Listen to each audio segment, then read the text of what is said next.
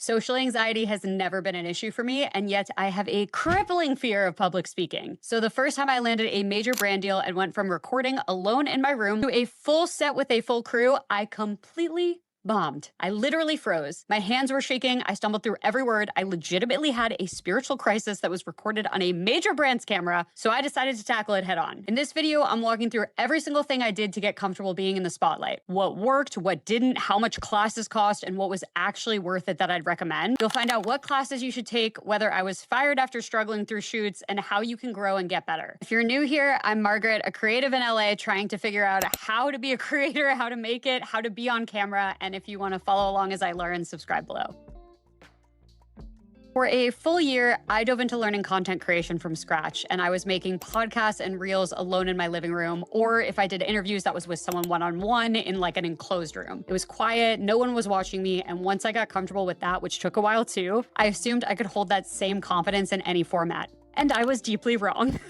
When I got hired for my first major creator gig hosting a YouTube channel, what I thought would be the exact same job, but now with a real paycheck, was actually a completely new job with the same name. Nobody really tells you this about creative work and the creator world. Every time your world gets bigger, the job is gonna change. The title stays the same, but the work doesn't. Recording alone in your living room and performing on a huge commercial set are technically both content creation, but they literally could not be more different. And that jump between levels can short circuit you for a moment, even when you've got really good skill built up underneath it. So that first shoot, I'm not kidding guys, was like a splash of cold water to the face and one of the most shocking moments of my life. I got to set and realized my blind confidence for the first time in my career was actually just not gonna work. I was in a completely new environment with a full team of people staring at me, all waiting for me to complete the work to move the day along. Historically, vulnerability has been something contained to close personal relationships for me. This was like pure vulnerability, but in a professional setting with a room full of high-level creatives I was meeting for the first time. My throat was dry,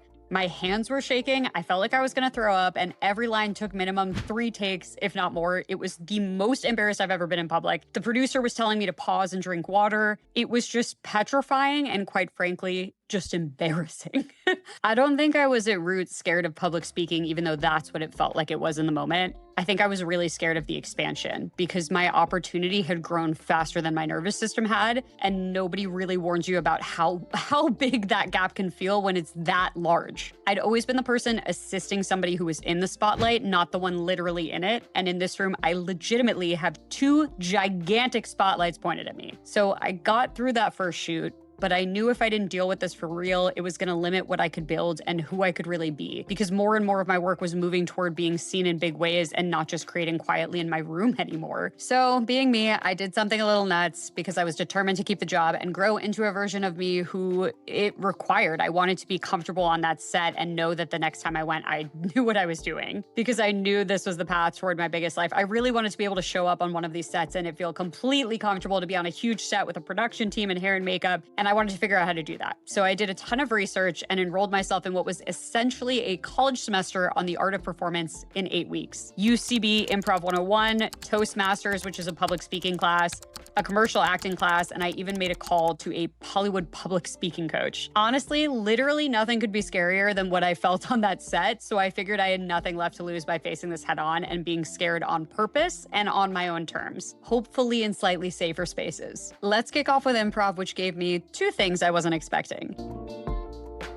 First, the permission to be silly in front of people without it meaning anything about me. Getting out of your head and just thinking on your feet while a room of people is watching is a very specific muscle, and it turns out it's also a trainable one. So every scene, someone will hand you something. And by something, I mean an idea, a prompt, a location, and your only job is to say yes and. And what that really means is keep the moment going. Like hot potato, just don't drop the ball, keep passing it. So you can't really fail a scene if you're building something, anything. You just don't want to drop it. The second thing was teamwork. I'd been walking into every high pressure moment alone, just me and the camera or me in a room, whatever it was. Improv reminded me that creative pressure is a lot easier to hold when you're building something with people instead of performing at them. Over 8 weeks, the group in the room started reading each other's cues and habits well enough to actually support each other. Both things took the stakes down. It stopped being my worth is on the line and started being we're just playing. We're seeing what works. There's no stakes here. I started bringing that into every other room. When a line doesn't land now, I'm not spiraling out. I just treat it like a scene that didn't work and I go again. Also, just to be super clear, I was really terrified of improv. I did a drop-in class before I fully signed up, convinced I was not quick or witty enough to keep up. And the 101 classes are built to meet you at any level. I really, really recommend them. I was so petrified that I was going to be in a room with like brilliant comedians, especially living in LA. But if you let that fear stop you, you're going to get frozen on being able to expand. If you want to know if I recommend this, you can stay tuned for my full thoughts against all the other classes, but obviously, yes.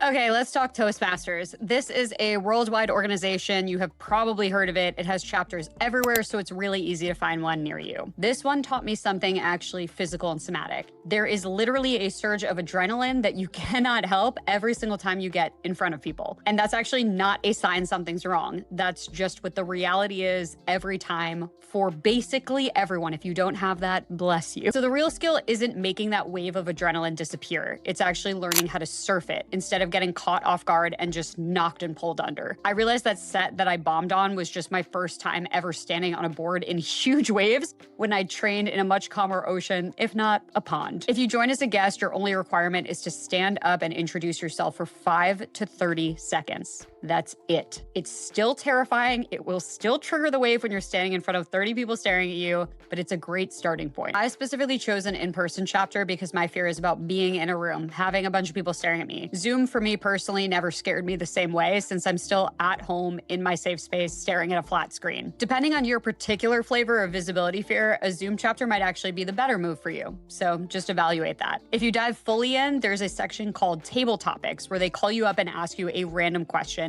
And your only job is to talk for a minimum of 1 minute and then you can sit down. There's no way to fail. You actually don't even need to answer the prompt they asked. You can literally just get up there and talk about how nervous you are, and that's succeeding. The entire point is literally just repetition and getting you to talk in a low stakes room full of people who are just as nervous as you are, and just keep doing it over and over again until the wave stops knocking you under. The biggest shift, I stopped treating feeling nervous as a sign that something was wrong. Every person in that room feels it. The nerves were never the problem. Avoiding the rep is the problem. All right, let's shift into the third class because this one really surprised me.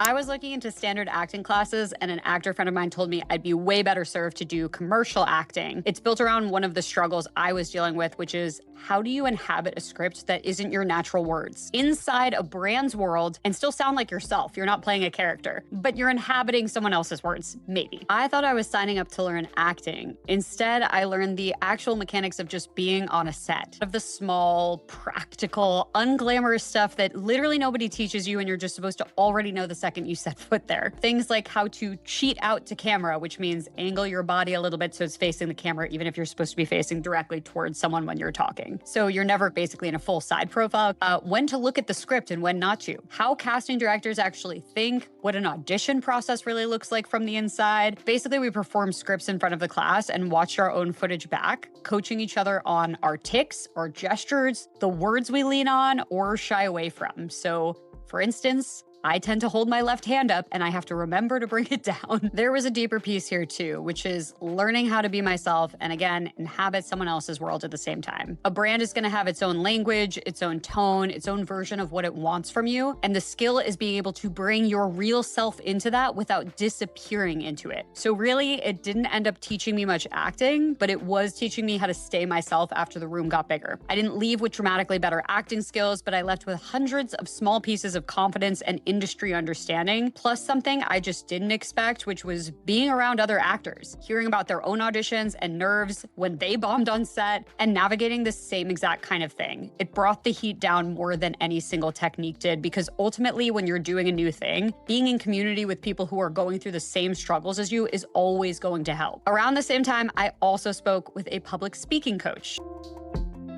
He asked me about my history and quickly pointed out in a 15-minute call that I regulate by isolating. When I get overwhelmed, I go somewhere alone and I need to be quiet and by myself in order to get back to baseline. That works fine in every other scenario until you're on a set or in a room in front of a camera and there's no alone available. You have to figure out how to regulate while still in connection. while people are right there watching and you can't step away to reset. That's a very different insight than any of the classes gave me, because it's not about lowering the stakes or getting more reps. It's learning to stay steady with people in the room instead of needing to leave the room to find steady. So he challenged me before my next shoot to do run-throughs of the script with a bunch of stuffed animals placed in chairs sitting in front of me. Not a joke. I actually did this.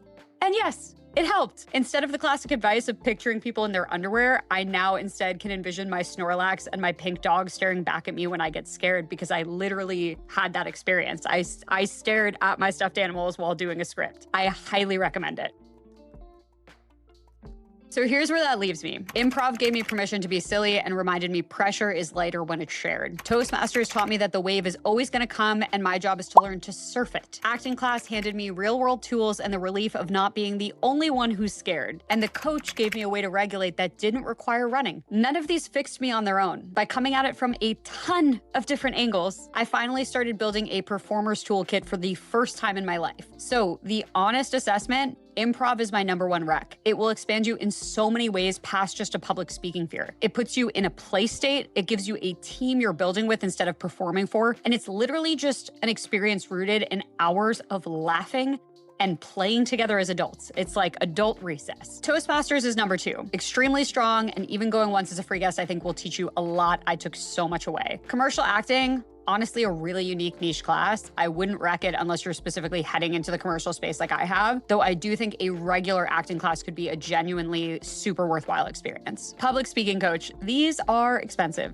I did one free session for 15 minutes. If you have the funds, you can get hyper-personal targeted support like I did, but I don't really think it's necessary. And for the record, I'm now looking at the Stand-Up 101 this fall as yet another way to tackle this head on and keep expanding. I think everything is learnable if you're willing to be scared and uncomfortable. I used to think confidence came first and opportunity second. Now I think it's usually backwards. Life is gonna hand you something that's way too big for you and ask you if you're willing to grow into it. So, did I get fired? Nope. I actually named it to the director in an email right after that shoot. So a few days later, I told him that I was aware my performance nerves had totally taken me out, laid out the exact class plan I was planning to take to fix it, and I told him if they were willing to grow with me, I was all in. I got signed for the rest of the year. Let me be clear, I still get nervous before every shoot. I'm just not freezing the same way I did the last time, because I finally know what to do with that fear instead of praying it disappears before call time. The goal was never to become fearless. It's to expand the range of situations where I still get to be myself, to learn how to sit with fear and do it anyways. If you're working through something similar, let me know where you're stuck. I read every comment. And if you need an extra tool, my self-reflection decks for creatives is linked below. Love you guys. Good luck out there.